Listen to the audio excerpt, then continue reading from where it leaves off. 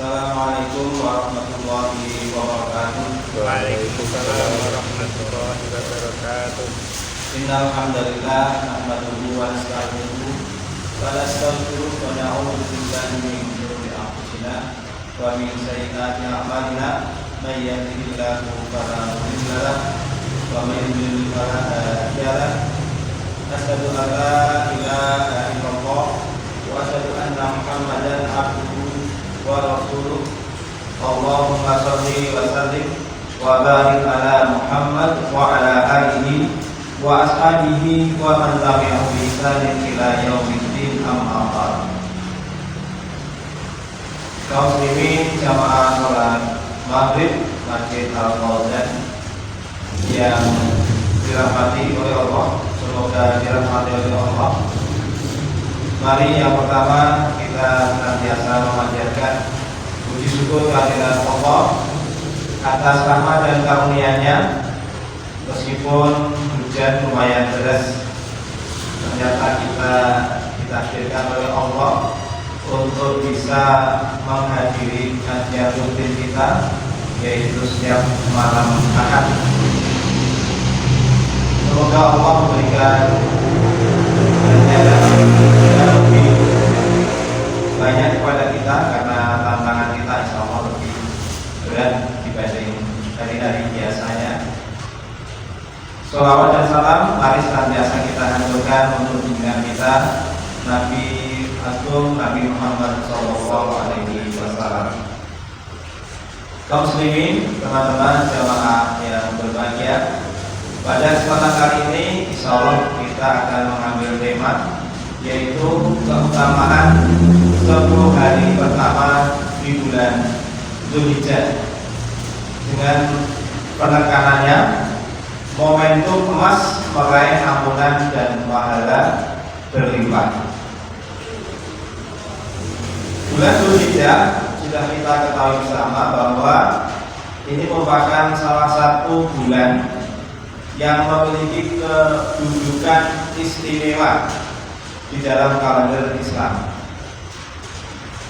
Selain bulan Ramadan, di dalam bulan Dzulhijjah ini terdapat hari-hari yang sangat mulia dan berkah, yaitu yang terdapat di dalam 10 hari pertama, 10 hari awal di bulan Dzulhijjah.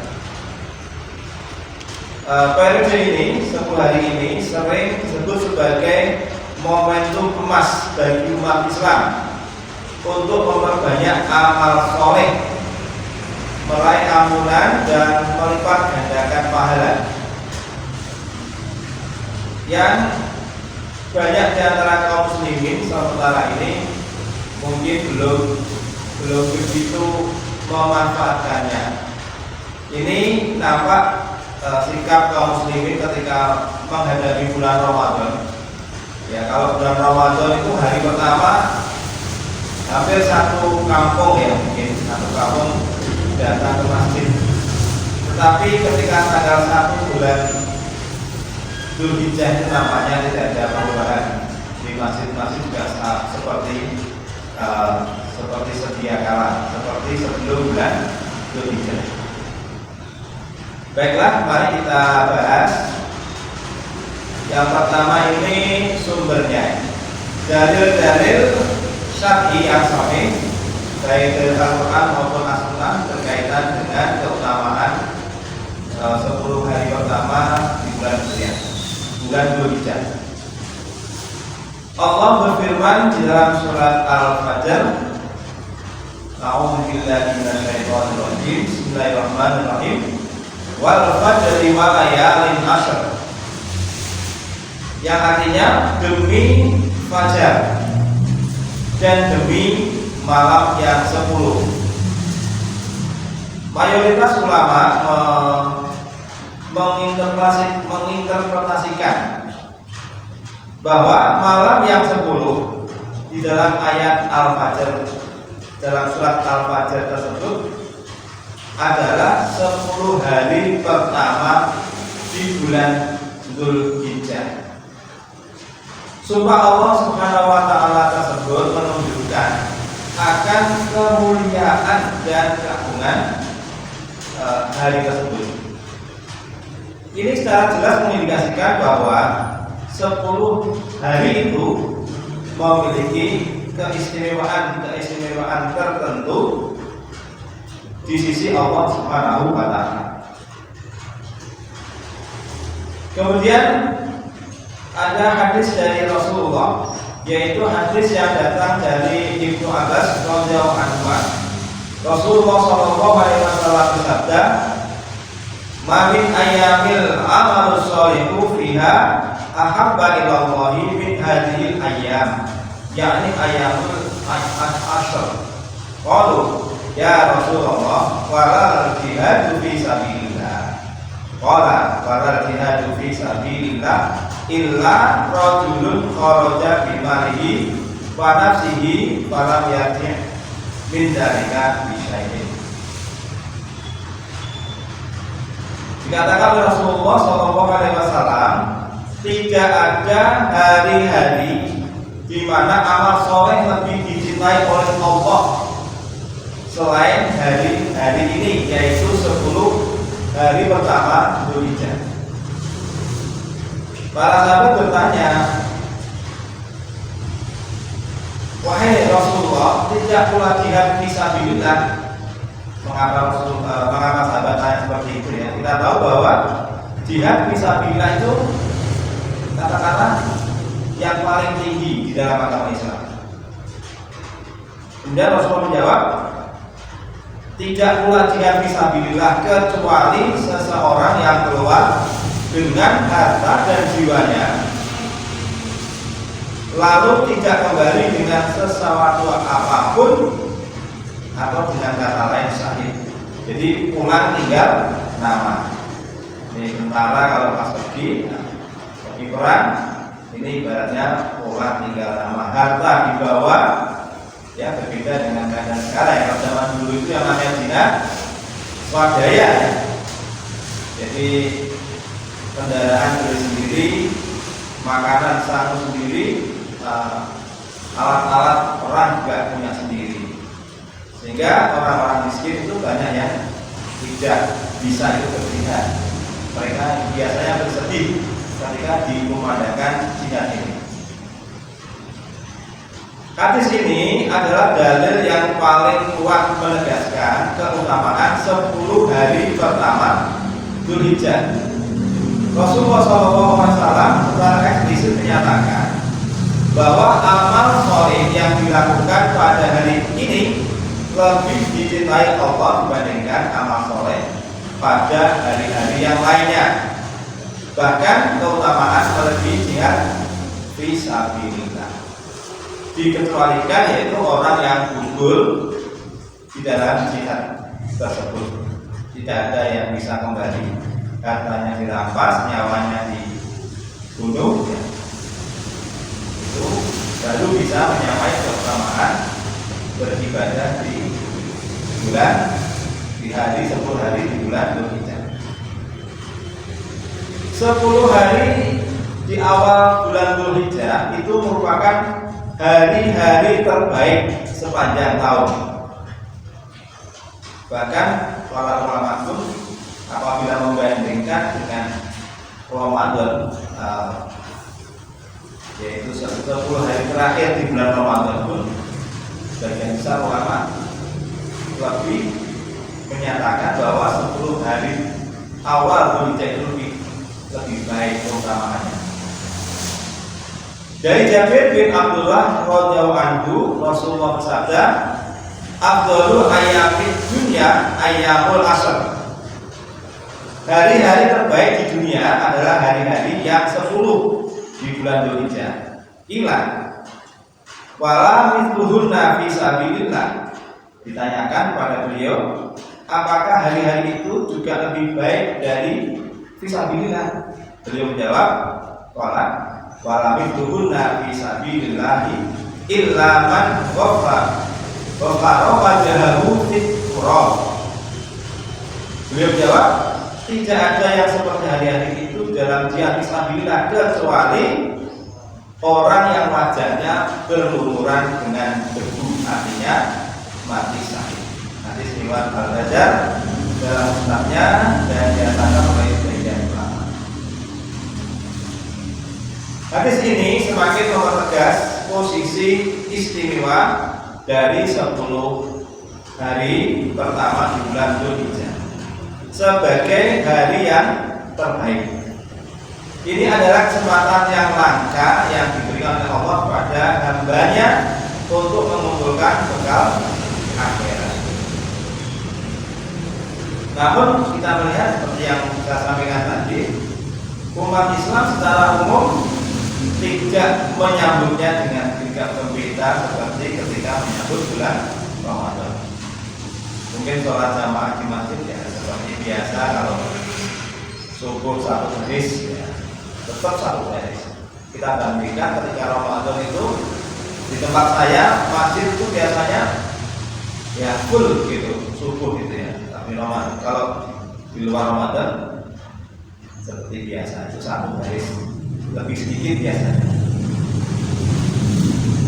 Apa yang dianjurkan oleh Allah di waktu ini, di 10 hari pertama Dzulhijjah ini, mengingat keutamaannya yang luar biasa itu, maka ada beberapa amalan yang perlu kita tekankan, yang diperintahkan. Yang pertama yaitu puasa, terutama yaitu puasa Arafah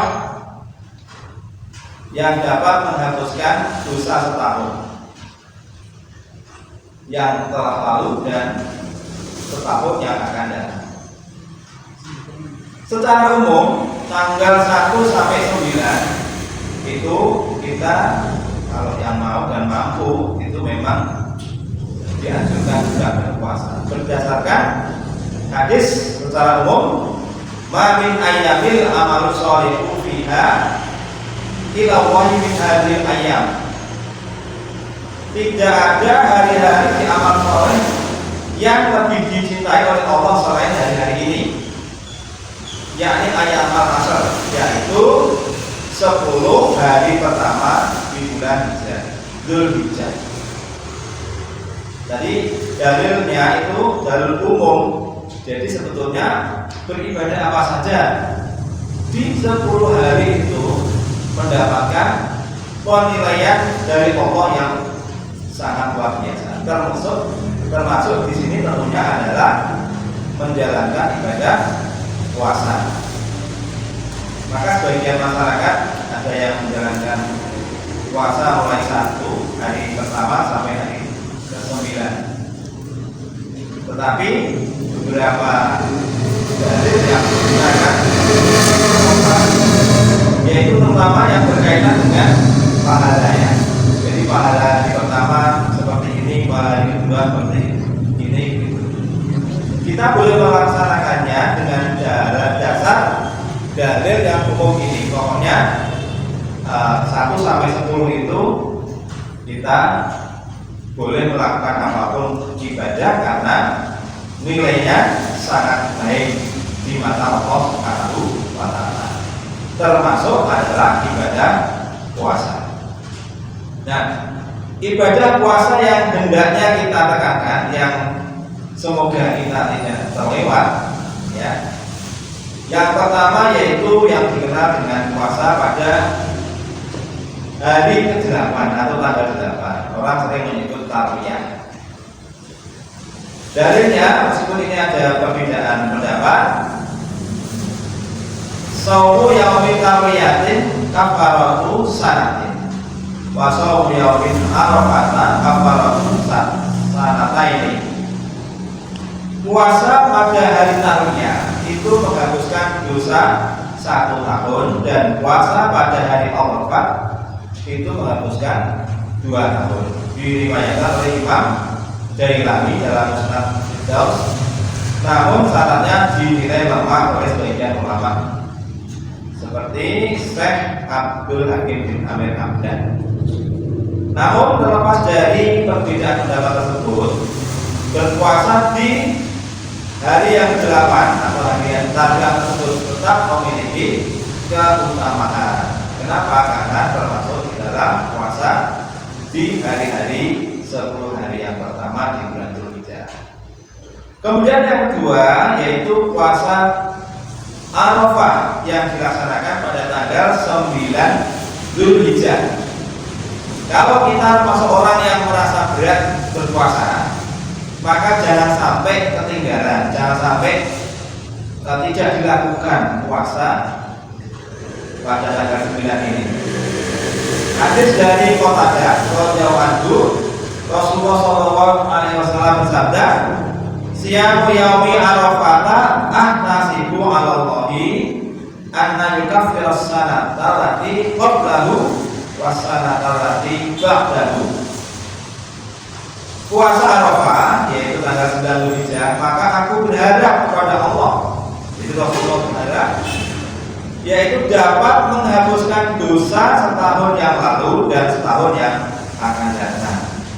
Nah, hadapan Rasulullah insyaallah dikabulkan oleh Allah Subhanahu wa taala, maka seyogyanya tanggal 9 ini tidak kita tinggalkan.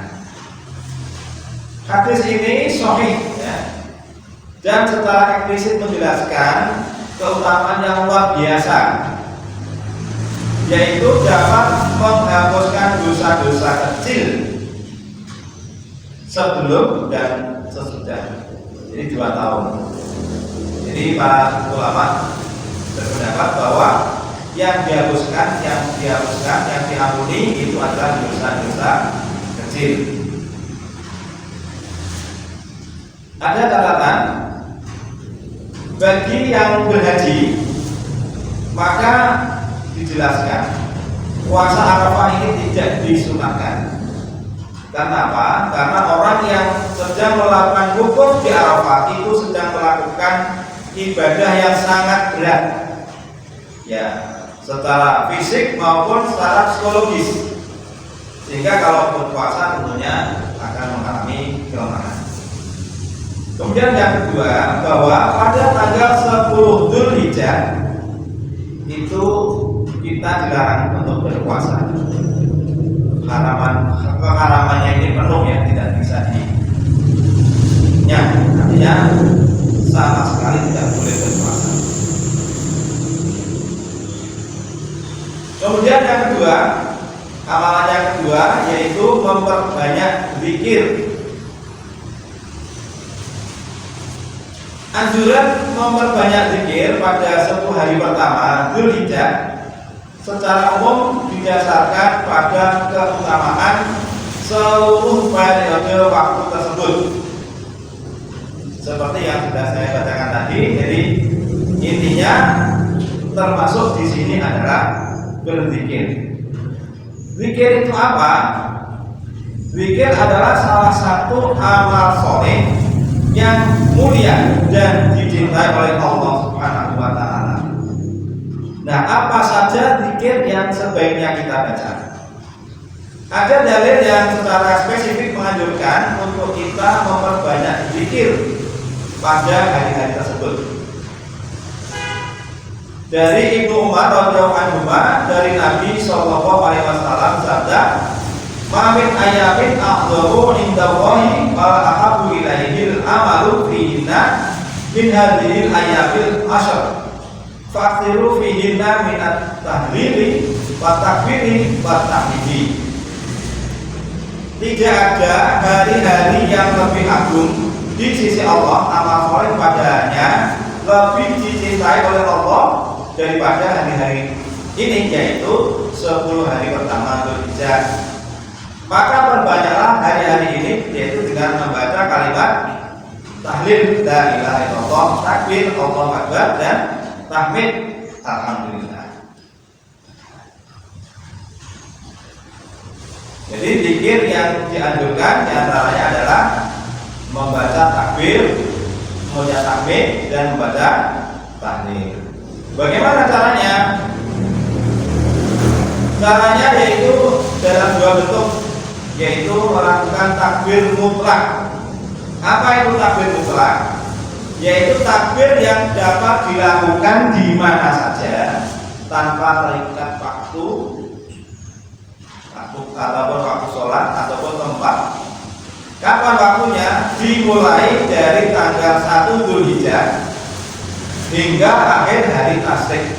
Hari tasyrik tanggal 13 terakhir. Jadi tanggal 1 sampai 13 Dzulhijjah. Di mana mengucapkannya? Di jalan, di pasar, di rumah, di masjid, untuk menunjukkan syiar Islam dan mengingatkan kaum muslimin akan keagungan Allah pada hari yang mulia ini. Contohnya takbir yang biasa kita dengar di malam takbiran Idul Fitri ataupun Idul Adha. Jadi takbirnya sama. Ya. Masih ingat ya takbirnya gimana ya? Allahu Akbar, Allahu Akbar. Gimana? La ilaha illallah, Allahu Akbar. Allahu Akbar walillahil hamd. Kemarin saya di YouTube itu ada pembahasan tentang takbir ini. Pada bagian akhir itu kan sering walillahil hamd. Ya, ada yang walillahil hamd. Yang betul adalah walillahil hamd. Jadi ada D-nya. Kalau biar nggak salah itu jangan dilakukan. Walillahil hamd misalnya. Itu menjadi satu peringatan karena artinya ternyata sangat berbeda. Yang kedua yaitu takbir muqayyad. Takbir muqayyad itu artinya takbir yang dilakukan berkaitan dengan waktu, yaitu setelah sholat subuh, kemudian terutama nanti setelah sholat wajib gitu ya, itu muqayyad namanya. Jadi kita boleh saja bertakbir setelah sholat ataupun di waktu-waktu yang lain. Misalnya sedang nganggur, Allahu Akbar, Allahu Akbar, la ilaha illallah, Allahu Akbar, Allahu Akbar walillahil hamd. Nah seperti itu, sambil jalan-jalan, sambil nyanggul-nyanggul misalnya, atau sambil ngopi-ngopi. Ini ke pasar-pasar ya. Nanti mungkin orang-orang heran kalau kita ke pasar, kita takbir keras. Padahal itu termasuk sunnah Rasulullah SAW. Apa hikmahnya? Hikmahnya apa dengan kita berzikir di 10 hari pertama ini? Yang pertama, zikir itu akan meningkatkan kedekatan kita kepada Allah, meningkatkan diri kita kepada Sang Pencipta. Kita rasakan sendiri, ya, coba kita rasakan ketika kita berzikir dan tidak berzikir itu akan beda. Maka dengan baca basmalah, dengan tidak itu akan lain. Bepergian naik kendaraan, ya, kalau sudah terbiasa berzikir, tidak itu akan berbeda. Kemudian yang kedua, yaitu mendapatkan pahala yang berzikir. Zikir itu merupakan amalan yang paling ringan, tetapi pahalanya sangat besar, dilipat gandakan sangat banyak. Kemudian yang ketiga manfaatnya yaitu hikmahnya yaitu mengikuti sunnah Nabi, menghidupkan sunnah Rasulullah SAW. Mari kita berzikir pertama ini ya, zikir takbiran mutlak. Nggak usah banter-banter misalnya ya, kalau alatnya. Kemudian menumbuhkan kesadaran diri, yaitu mengingatkan diri akan kebesaran Allah dan nikmatnya yang tidak terhingga, sehingga menumbuhkan rasa syukur. Yang kelima, dengan seringnya mengingat Allah, iman seorang akan semakin kokoh.